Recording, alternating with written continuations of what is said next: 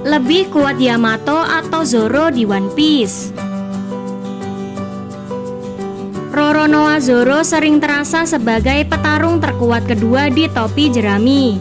Ini bahkan masih berlaku hingga di Wano, di mana Zoro yang dapat jatah melawan orang terkuat kedua di kelompok Beast, yaitu si King. Nah, Yamato menyatakan dirinya gabung topi jerami di bab 1051. Kalau misalnya Yamato disetujui gabung, maka siapa yang terkuat kedua di topi jerami? Yamato atau Zoro? Ini analisis saya. Pertama, keduanya punya Haoshoku Haki. Yamato dan Zoro sama-sama punya Haoshoku Haki. Gak hanya itu, mereka berdua bisa melapisi senjata mereka dengan Haoshoku Haki. Ini membuat baik Zoro maupun Yamato dapat jadi ancaman besar untuk musuh mereka. Karena serangan mereka yang berlapis haki daya hancurnya luar biasa. Kedua, kemampuan pertahanan Yamato bisa jadi lebih dahsyat dari Zoro. Kalau dari segi kemampuan bertahan dan daya tahan, saya curiga Yamato melampaui Zoro. Ya, Zoro jelas daya tahan fisiknya gila-gilaan. Dia sudah membuktikan ini berkali-kali, di mana dia bisa terus bertarung meski kondisi fisiknya buruk. Namun untuk Yamato, pertama, Yamato adalah pemakan mythical Zoan. Jadi kemampuan fisiknya lebih tinggi dibanding manusia normal. Sudah gitu, tanduk Yamato juga memberi indikasi kalau dia dan Kaido mungkin bukan manusia biasa. Selain itu, Yamato juga punya teknik-teknik pertahanan unik karena kekuatan buah iblisnya, seperti Kagamiyama yang diperlihatkan di bab 1025. Yamato pun bisa bertahan cukup lama 1 lawan 1 menghadapi Kaido, menegaskan kalau dari segi ketahanan fisik, Yamato memang luar biasa. Ketiga, potensi destruktif Zoro melampaui Yamato.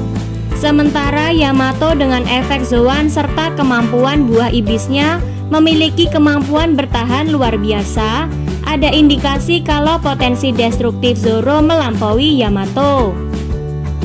Saat Yamato menghadapi Kaido, Yamato meluncurkan beberapa serangan kuat. Namun semua serangan itu terlihat tidak mengejutkan Kaido.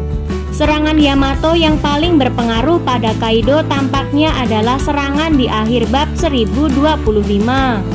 Itu pun bukan serangan solo Yamato, melainkan serangan ganda Luffy bersama Yamato.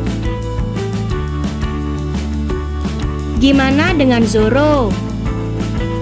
Di bab 1002, saat Zoro ingin meluncurkan Hiryukaen, Big Mom sempat memperingatkan Kaido. Jadi bahkan Big Mom pun dapat merasakan ancaman serangan Zoro itu. Lalu yang menakjubkan, Zoro sempat menyerang Kaido dengan teknik Ashurabake Mojano Tawamure di bab 1010. Serangan itu melukai Kaido, salah satu karakter One Piece dengan fisik paling sulit dilukai di One Piece. Serangan itu mengejutkan Kaido, dan Kaido sampai mengatakan tebasan Zoro akan meninggalkan bekas. Mungkinkah ini sekedar karena Kaido nggak tahu Zoro punya Haoshoku Haki, sementara Kaido sudah tahu semua trik Yamato? Mungkin. Tapi tetap saja, serangan Asura Zoro membuat Kaido berdarah, dan dikatakan Kaido sendiri akan meninggalkan bekas. Sebelum itu, serangan lain yang meninggalkan bekas di tubuh Kaido adalah tebasan Kozuki Oden. Saat itu pun Zoro belum sepenuhnya menguasai Haoshoku Hakinya. Dia baru terasa melepas penuh hakinya di tengah-tengah pertarungan melawan King. Mungkin ini karena faktor Zoro menggunakan pedang, sementara Yamato menggunakan kanabo. Hanya saja, saya merasa ada indikasi potensi destruktif Zoro melampaui Yamato. meski mereka sama-sama bisa melapiskan hao shakuhaki ke senjata. Jika Zoro bisa meningkatkan lagi kekuatannya, seperti dengan membuat salah satu pedangnya menjadi pedang hitam, potensi destruktifnya pun akan semakin ngeri. Keempat, mereka sama-sama belum mencapai level Yonko. Zoro bisa menahan serangan gabungan dari Big Mom dan Kaido. Zoro juga bisa menebas Kaido. Yamato bisa menahan Kaido hingga Luffy kembali. Meski begitu, dari yang mereka perlihatkan, baik Zoro maupun Yamato tampaknya belum bisa melakukan hal yang dilakukan Luffy, menghajar Kaido hingga jatuh. Jadi level kekuatan mereka sama-sama terasa masih di bawah level Yonko. Meski mungkin mereka bisa mengejutkan Kaido maupun Big Mom jika harus menghadapi dua itu satu lawan satu. Kelima, kesimpulan sementara. Untuk saat ini, saya merasa Zoro dan Yamato ini seimbang. Hanya saja, potensi kemampuan bertahan Yamato terasa melampaui Zoro. Sementara itu untuk Zoro, potensi destruktif serangannya terasa melampaui Yamato. Ini juga bisa makin ngeri kalau Zoro semakin menguasai hao shakuhaki.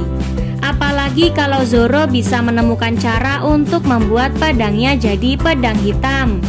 Antara Jinbe, Sanji, Zoro, dan Yamato situasinya memang unik.